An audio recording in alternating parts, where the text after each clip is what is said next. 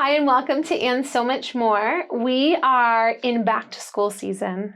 I know so many parents are probably on one end of the spectrum or the other. They're either like so relieved and excited for the kids to get back into another swing of things, or they're just really sad that they're not going to have their kids around all the time. I'm very careful to not assume that parents are in one or the other. It's a spectrum. But we are here with Dr. Travis Engel, and we're going to talk about just this critical time for our kids' health in this back to school season. I know we woke up this weekend to like 60-degree temperatures, and it felt real. Like back to school season felt real for the first time. It's I don't know where the summer went. It feels like my kids just got out of school, and we're already doing back to school shopping, and we'll start next week. So the middle of next week. Yeah. Okay, yeah. I feel like it's kind of like a rolling start with all the different schools in our area, and so. Yeah, we're going back on the 19th. So we've got some time, but like this is like back to school shopping was this weekend, and all the dentist appointments were today. We've got to get our physicals. My kids went to their pediatrician. The pediatrician's kids do still go to a pediatrician. See that? To be seen, so. It's so important. And so we have just come up with a few things that I think are floating around our heads as parents this time of year. And it's like this mental checklist that we know has to happen. And sometimes I think we do it just out of habit. It's like, okay, these are the things we do, and there's no why behind them. And I think really hearing the why behind back to school health and safety and mental health, and it's just a good conversation to have with us, but then also it can help us have better conversations with our kids. Sure. And so we want to jump in, but first I kind of want to put more meat to that. So why is back to school season health critical in the pediatric world? Well, so there's a lot of feelings from kids going back to school. Even in my own home, we have a variety of feelings with my daughter, who's really excited to get back into school and back into the routine of things, and just very diligent about, she kind of misses her social circle there, and just really, really into it. My son, who's had a wonderful summer and also has a lot of friends at school, is very much like, now I have to get back into the routine of things. And I don't get to kind of plan my day around just whatever I want to do. So there's a little bit more trepidation there. I think back to school and the rhythm, like you said, kind of the check boxes that most parents kind of get through, like we've got to get clothes, we've got to do this, we've got to do that. And part of that also includes usually getting our physical exam and making sure we're up to date on our preventative health care and things of that nature. So back to school just seems to be this kind of standardized time to just kind of reground. Let's make sure we have everything done, that we get our year off and rolling in an organized way. So we tend to see in summertime, late summer tends to be one of the busier times for pediatric offices as children get back in and get those physicals and stuff. So that just naturally has been just kind of the benchmark check-in time for a lot of kids to go back into their pediatrician. Yeah. And believe it or not, even though I'm a pediatric hospitalist and I deal primarily with sick children, the vast majority of kids are well enough that they can go through quite a few years in many cases and not see their pediatrician for an illness. So this is one of the regular times we get to check in with children. They're not ill, and get to just do our routine kind of, are you well? Are you healthy? Where can we help you, and what needs to be done over the next couple of years? So. Yeah. It's such a good checkpoint, and it never ceases to amaze me every year that we come in for that visit. So much has changed, and you don't realize our kids are growing right before us, and so when we come in and we get those measurements, and it's time to talk about, different benchmarks that you have to do, whether that's for vaccines, whether that's for different physicals for different age groups and different grades you're going into. I know if kids are doing sports, that's like a whole nother conversation. So let's talk about this checklist. So vaccines, checkups, even if your child seems healthy, there are just conversations that are so good that happen in these moments. So, you mentioned earlier, our kids grow right before our eyes. And even for me, every day they grow just a little bit, and incrementally over time, they're much bigger than they were a year ago. So it's very difficult sometimes for parents to recognize areas of concern, because we see these things on the daily, and what may be concerning to someone else, pretty normal for us. So that time for the pediatricians to check in and actually do this annual visit is an area where we can identify, are there some developmental concerns, particularly in younger children. We look at, are you meeting your developmental milestones?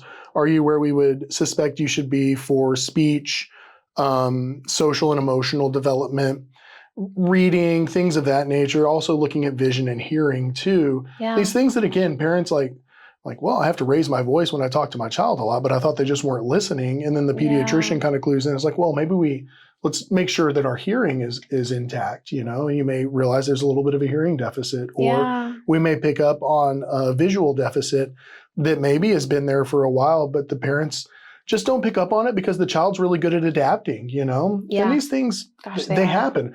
A lot of loving parents have been very surprised that their child may have a hearing or visual deficit or have a developmental difference in certain areas. And it's not because they don't pay attention to their children or love them. It just, it's, you know, we see them every day, and sometimes it takes an outside perspective to help us recognize these things. Yeah. So we have that. We talk about what is routine preventative care. And for many families in the area, that does include vaccination. But I encourage every family to have a discussion with their pediatrician and their healthcare provider about what is right for them, right? And what they want to do. We do have a recommended list, and we follow the CDC recommended vaccine schedule, and that's pretty set in stone. Once you get past about age 6, the routine vaccinations become fewer and fewer each year. Yeah. But there are certain checkpoints when children are in that 9 to 13-year-old range, and then when we start talking about high school and going into college, there's a couple routine vaccinations that are recommended for those age groups that we want to discuss and really figure out what is right and what's in line with every family's kind of wishes and goals for their child. So yeah. So we talk about developmental milestones, vision and hearing screening, vaccination, routine preventative care. And then I always throw sports physicals in there as well, because any comprehensive routine physical exam should also cover you for sports physical participation too, with just a few modifications, a few things we have to add on. So many pediatricians, if you've had a full routine history and physical in the last 12 months, will go ahead and check off your sports physical at that time too. Okay. So which is important. And we have a whole other, one of our other podcasts when we talk about commotio cordis. I think we did about 1.5 years ago. We talk about sports pre-participation physical screening, which is a good one to go back to if you're wondering about the importance of that. So in addition to all of this, this is just a great time for the physician or advanced practice provider that your child sees to do a check-in and see what concerns your child has. Yeah. For 0 to 6, those children don't have a ton of concerns usually. As children get a little older, they start to voice some concerns. Yeah. And then when we get into adolescence, we really want to make sure we're doing our due diligence and screening for any risk of anxiety, depression, mental health challenges that those children may be facing. Yeah. I want to talk about some of those mental health challenges. I know specifically a lot of people refer to it as back to school anxiety. But, you know, I think this time of year it's categorized that way. It's just anxiety overall. I know this is the first year that my daughter's going into middle school, and she has some social anxiety that came up in a conversation with her primary care provider. And we talked with Teresa over at F. Hopkins, and it was such a good conversation. And it was exactly what you said. It was, my daughter initiated just a concern, and it started a ball rolling. And I was so proud of her for having that conversation. And so it's going to look different for every child, but how can we as parents be more in tune or aware to, we'll call it back to school anxiety for right now, because that's just what we're dealing with. But how can we be more in tune with that? So I think it's important to understand that as parents, sometimes in the day-to-day hustle bustle of life, like we can see that our children are anxious about something and then maybe be a little bit dismissive of it. I'll speak for myself as a parent, that sometimes I even have a hard time really discerning what is just, you're anxious about this right now, you're worked up about this right now. Let's just calm down about it and look like we've got stuff to do. Let's take a breath. Yeah, let's take a breath. versus this is actually pervasive. This is a recurrent pattern of anxiety that you've kind of developed in relation to a specific trigger or specific circumstance. So anxiety about going back to school, anxiety about changing the routine from the summer, or being involved with new groups, or particularly going from elementary to middle school or middle to high school, is a very normal occurrence. And I think it's important for that conversation to be had with the pediatrician to really determine, are we experiencing something that's like normal for growth and development, anxiety surrounding getting into new friend groups, things of that nature, or are we in a pattern that is actually affecting my child's kind of activities of daily living? Is this anxiety so burdensome that now it has removed the joy, the fun, the ability to function in these areas? And if so, that's where we say, okay, we've kind of screened for how much of an issue this is. Now we need to act and formally diagnose and figure out what is the right entry point for treatment here. Is this something where therapy might be very beneficial? A combination of therapy and maybe intervention by psychiatry, or in some cases, children may need therapy, psychiatry, and even medication management, right? Every parent wants for their child is for them to be able to function to their highest capabilities without any negative impacts from things like anxiety, depression, mental health issues, or physical health issues. So that's really like if I could summarize the conversation and just very, very succinctly, that would be it. Yeah. And so much of what you're saying, I think, again, it's going to look different for every child, but there's so many factors to consider. Because I know something we wanted to talk about today is like nutrition and sleep. And just knowing myself, if I am not eating well and I am not sleeping well, my anxiety levels, they rise. And my own what I can handle in that moment is so dependent upon whether or not I'm taking care of myself. And as these kids are growing, those needs change and have to adapt. So I want to kind of transition to talk about like going from summer to school is just so hard anyway. I mean, my kids have been getting up around 10, 11 o'clock in the morning. And so it's going to be, we got to start doing that. Sleep, it sounds weird to say sleep training with tweens and teens, but sleep training for school. And so what does that look like? How everyone's going to address this differently, but like nutrition needs and sleep needs. I love that you brought this up, because I think we really need to emphasize that normal sleep patterns change as children grow. Right. So in younger children, we talk about elementary school children, really tend to wake up a little bit earlier, tend to kind of wind down in the evening a little bit earlier. That's why school start times and the conversation around school start times traditionally has been that elementary school students start earlier in the day, and our middle and high school students tend to start a little later in the day.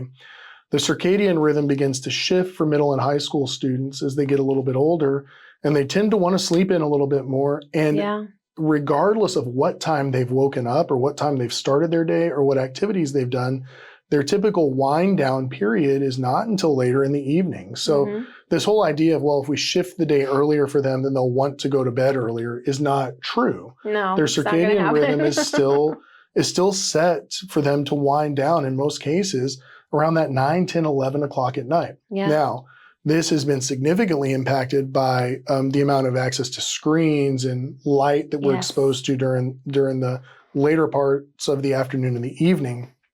And what I will say is that wind down period that is already happening late for middle and high schoolers is pushed back even later, particularly when they're scrolling on the phone, because they just don't cognitively kind of wind down or shut down a little bit.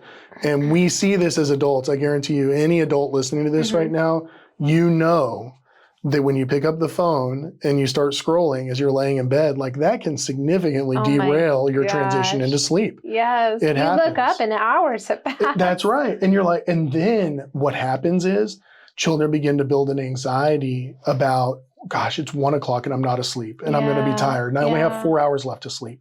Now it's 2 o'clock and now I've only got 3 hours left to sleep. And then this anxiety builds and it propagates this process of more anxiety surrounding sleep, which makes it more difficult to initiate sleep.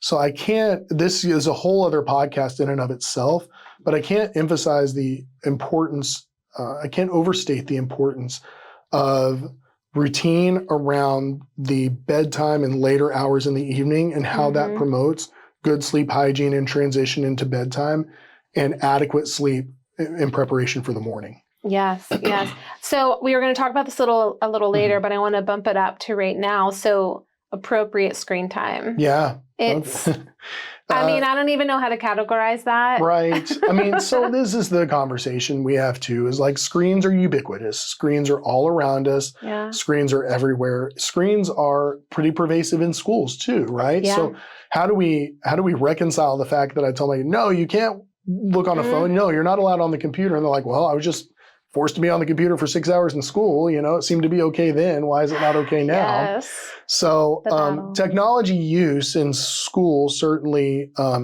is a whole other conversation. And I think there's appropriate use of technology in school and then maybe an overemphasis in some areas. But as far as screen time goes, let's just talk about this, the basic nuts and bolts about what good habits we can develop at home. For 0 to 18 months, read to your children. Read to your children from a book that has pages in it that you turn. And that is a very good group activity that you do where you associate, look at us, we're both looking at the same thing and I'm helping interpret it for you and you're having a reaction to it and I'm interpreting that reaction. This social volley that happens when we read back and forth between parent and child is one of the most important communication and development processes we initiate for them. 0 to 18 months, read. Yeah. Don't do screens. Okay? And that's such precious time too. Absolutely. I mean, we loved the picking of the book before bedtime was just like one of my favorite transitions and traditions with my kids. Absolutely. And again, that social volley, the social interaction that happens when we both look at a common theme. Yeah. I interpret it.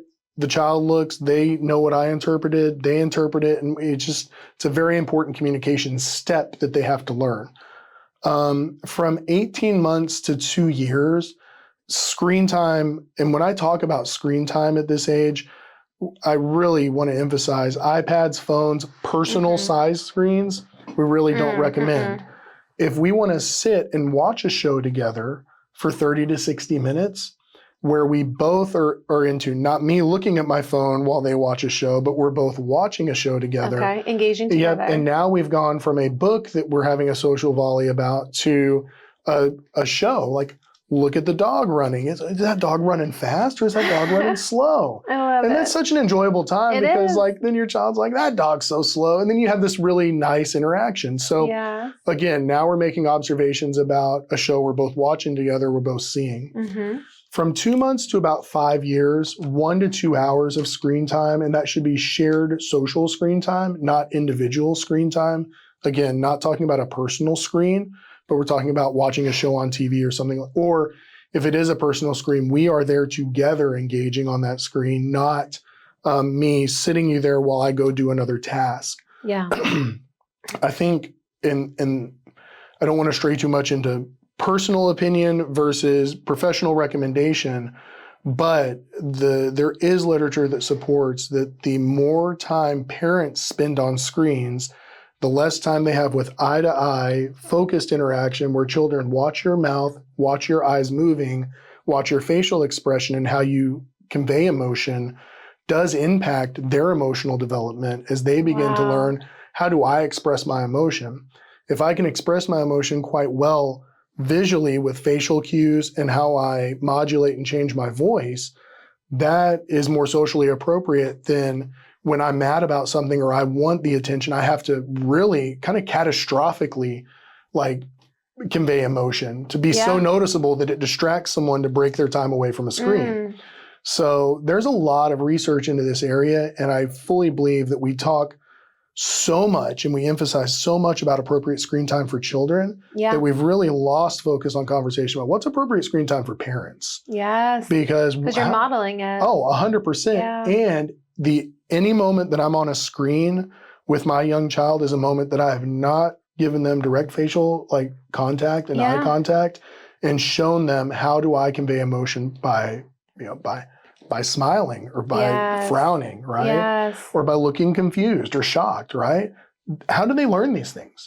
They learn them by looking at us. So appropriate screen time for children is important, but I really can't overstate the importance of appropriate screen time for parents too. And when you're talking to your teen about appropriate screen time, as you've just gotten annoyed because you weren't able to look at put your phone down and then you're immediately back on, that is a really tough conversation to have without a little bit of irony surrounding it's it, right? true. I mean, no, it's so true. I am guilty of it myself. So please, if you're listening out there, don't take this as do as I say, not as I do, because I have to check myself often. There's no shortage of intrusions from that device into our life, right? Absolutely. And I'm of course not the expert in this conversation, but I will say that categorizing mentally for me is this screen time because I'm genuinely interested in what I'm watching, or is this screen time some kind of coping situation for me? And really giving it a name helps. That's what we've started to really do in our house is like, guys, are we doing this because we're bored, or because, we have shows that we watch together and we have so much fun watching those together, and they're going to have shows that I'm never going to watch. Yeah. Oh yeah.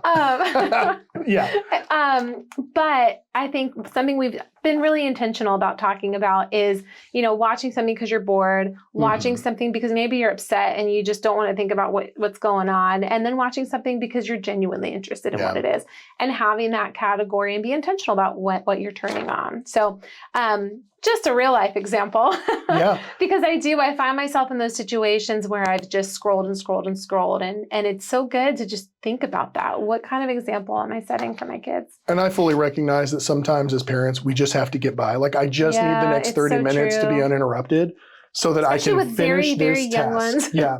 So, I completely understand it. And I certainly don't want anyone to think I'm casting judgment, because I've been there too. It's hard. So, but when that really starts to get problematic, if we commit too much time to it, it's tough to break that cycle later. It could be at the center of a lot of frustration. I want to jump to nutrition. So what can we expect? Because I know you send your kids off to school. If they're eating lunch at school, there's a whole nutrition balance that's happening there. But then like my kids will love to pack their lunch, and I'll catch before they leave, and it's like Oreos and a bag of chips and, candy or sweets. And I'm like, okay, how can I create a lunch here that's going to give them what they need? Because it's not the school making sure they have everything checkboxed for them. Well, and what I would say too is be cautious about that, because the school lunches, while I think there is an effort made to make sure that they're nutritionally balanced, I mean, kids pick what they pick, right? Yeah, and I mean, the lunch staff workers, the proverbial lunch lady, right? Yeah. Is not going to be there, standing over you, making sure you eat what you eat. Yeah. And then the other portion of this too is as children get older, lunch becomes much more social, and sometimes they're just talking too much, and they don't eat all their lunch and they anyway. Don't eat, yes. So I think first and foremost, parents know their kids really well. Try to give your kid balanced options. Understand what the nutritional recommendations are from the FDA. And the My Plate is a very good depiction of that, where they talk about portion sizes and things of that nature. Give your kids a variety of options. I think giving them some autonomy and saying, look, for your vegetable today, do you want carrots or do you want celery or whatever, right? Not, do you want a vegetable today? Because we know the answer to that generally, right? So, giving them these controlled choices and these controlled options. And then one thing that's been very important for us is I like to check their lunchbox when they come on. I just want to get an idea of what they're eating. You know, what came back, what didn't. Of course, if they're throwing it away before they before they come back, obviously we won't ever know. But I usually tell them, like, hey, if you're not eating it, just bring it back. Okay. If we can reuse it, we'll reuse it. If not, we'll pitch it. But I also, if the carrots are coming back every day, right? Well, maybe I just need to change the carrots, Yeah, it's so true. Yeah. So how can we equip them to make maybe better decisions and better understanding what their body needs? So, first of all, talking about food as fuel, right? Food has like two purposes in life. The primary purpose, the appropriate fuel for our body so that we're able to operate at our best. And then the secondary purpose is food is also extremely enjoyable, right? And usually the most enjoyable types of food are the ones that we have to enjoy in moderation. Yeah. Ice cream, extremely enjoyable, right? But that's one of the foods we have to enjoy in moderation. You go out to a nice dinner, right? And things are cooked with like a lot of butter and a lot of salt and spices. Very enjoyable, must be moderated. So one of the best bits of advice that was given to me when I was in residency, and I stick to it to this day, the outside of the store, which is pretty boring, right? The outside four walls of the store, which is pretty boring, bread, milk and dairy, vegetables, produce, and then the checkout, right? That's normally where probably 80% of where your shopping needs to be. That's really all you need, yeah. The middle of the store, which tends to be more exciting, your snacks, your drinks, stuff like that. That probably is where you need to spend less time in most cases. So allow your kid to go to the store with you, allow them some autonomy in picking. You say, hey, we're going to have to go to school with a vegetable. Let's pick what you want. If you want to try this one, we'll buy a small amount, and we'll see if you like it. If you like that, that's great. That's a good idea. And they may wear it out after a while and want to change it up, Yeah, inevitably. Certain dips, hummus, stuff like that can make vegetables a little more exciting, Yeah. I keep going back to vegetables because that seems to be the problematic one. I will say fruits are good for kids too, but fruits are also a source of a lot of, they're a natural sugar. So there are some kids, my daughter in particular, who will she would eat the entire basket of grapes if you let her. Yes. And that's not necessarily good either, right? So finding appropriate things that they will enjoy, letting them have a choice in picking those, and then trying to stick within the nutritional guidelines of really published like experts like the FDA and stuff like that is good too. Yeah. And then do a check-in when they come back. What did you eat? What did you like? What do we need to change up? Yeah. And then I love the idea of having them kind of prepare their own lunch if they can. Under a little bit of supervision, right? Yeah. No, my kids love that. And Yeah. of course I have to be there because again, if I check, you just never know what's going to leave That's your right. home. But yeah, I think they love having just those little bits of responsibility, a little bit more each year. Yeah. I do want to talk as we're finishing up about just what's happening more inside the school. Like I'm thinking about like the physical education, sitting down all day versus wearing big heavy backpacks and stuff like that. Like the things we want to remind our kids of every year. Wash your hands. Don't touch your face. Don't touch every surface that is available. Yeah. I think, again, good hand hygiene, trying to stay healthy for the year, stuff like that. Things that we emphasize all the time are important. Yeah. When we talk about just trends and how are children injured or what are the major risks that children encounter by age, right? So for children 0 to 1 year old, which obviously they're not going back to school, but the most likely cause of unintentional or unexpected death in those children would be some sort of congenital or genetic anomaly, right? Something wrong with the heart, something along those lines. From 1 to 6, unintentional injury tends to be centered around drowning, okay? So, we had wanted to get together earlier this summer and talk about summer safety, but it's still important because there are still kids swimming and going into next summer too. Drowning for children ages 1 to 6 is the leading cause of unintentional injury and death. All right. And I tell parents, like, if your child is going to die, the most likely cause is going to be drowning. Okay. It's not to scare you from ever going to a pool, but it is to emphasize the importance that if you are around a body of water, you must keep your eyes on your child. Pay attention. Right? Yeah. From 6 to basically 19 years old, we start talking about motor vehicle injury, and those look different based on what ages we're at. So children running into the street or not being aware of cars around them and getting accidentally hit from ages 6 to about 11, or being hit on their bicycle, that's the major cause of injury from motor vehicle collision. From 12 to 15, 16, and beyond, really up to 18, it's riding in cars, like where you were in a vehicle that was involved in an accident. And that number increases as we get closer to 18. So the chances of having a fatal accident or having an accident that's going to cause pretty significant injury increase with the number of adolescents in the vehicle at the time. So that's why that's good. That's good information. If you look at the Virginia driving laws, they've been crafted in such a way where you are limited to the number of passengers you can carry until you've been driving for a certain amount of time. So we always talk a lot with our children now. So my daughter's 13, she'll be 14 in December, and my son is 12, almost 13 this weekend. We talk a lot with our children about, hey, certainly riding home as your friends get older and are able to drive, like riding home, that's not it's not the end of the world, but you must be careful in the vehicle. Absolutely. You must always wear your seatbelt. And if your friends are not acting responsible when they're driving, those are friends you shouldn't ride with. Yeah. We should never be checking the phone while we're driving. We should always be driving safe, and we should always be really, really cautious. And then we talk about firearm injuries and both intentional and unintentional, and overdose substance abuse as we get into like the 16 to 18 year range. So just having kind of a handle on that. And I tell, as a firearm owner myself, I tell parents all the time, like, if you have a firearm in your home, it is more likely to injure a loved one than it is to injure an intruder. And that is that the statistics bear that out.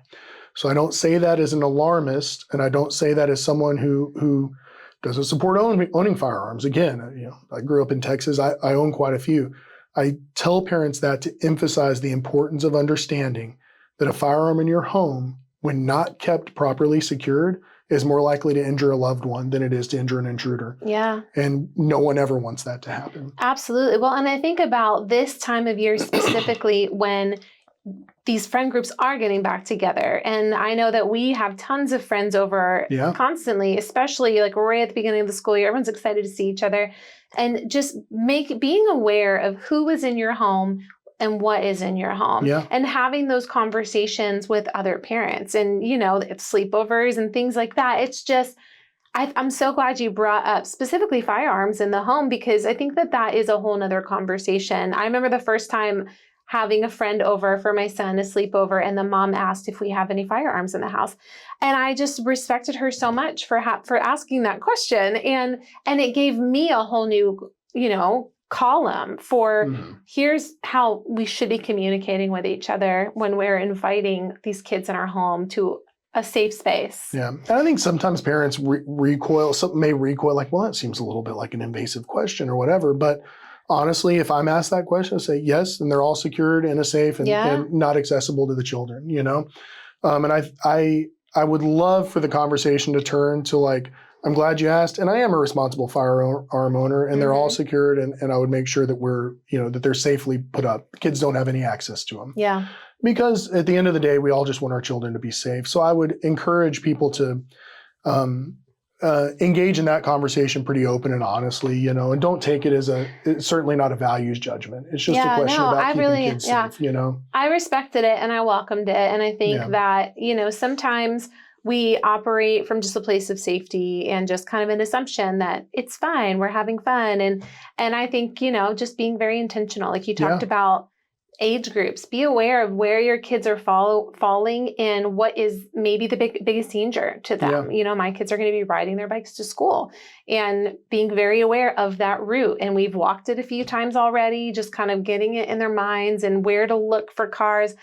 Maybe go through those routines as you're coming up for back to school and just be aware. So much context. I love it. As always, we've covered so much ground. So much information.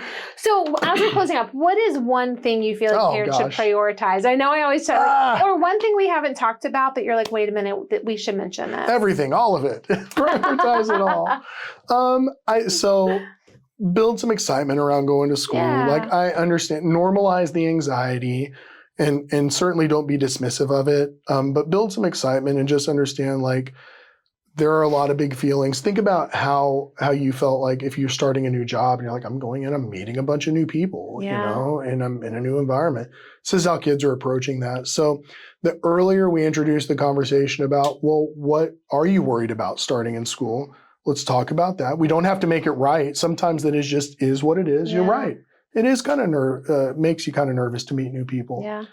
I hope a lot of people will be friendly, but I also know, you might meet some people you don't get along with. It's true. And then talking about, well, what are some things you think you might enjoy, Yeah. What do you enjoy? And let's try to maximize that. So I love building just gently a little bit of excitement, about going back to school, because honestly, I'm ready to have kind of my house back during the day right now. I love summer. I love having them home, but man, it's time for them to get back to school. It's time. Back to school is here. Yeah, thank you, teachers. Also, yes. Cannot express my thanks for the educators in my children's lives and all the time they spend with them. So I am worn out after 3 months. I cannot imagine 9 months. So we're going to push out some resources as well for those of you who are watching. And please submit some questions in the comments. What kinds of information? I know we get to have Dr. Engel on a lot when it comes to this kind of realm of pediatric care, but also just all of the things that you need to consider health from all aspects. So let us know what you guys want to hear about and what you want to see. And I hope you'll join us next time on And So Much More. thanks.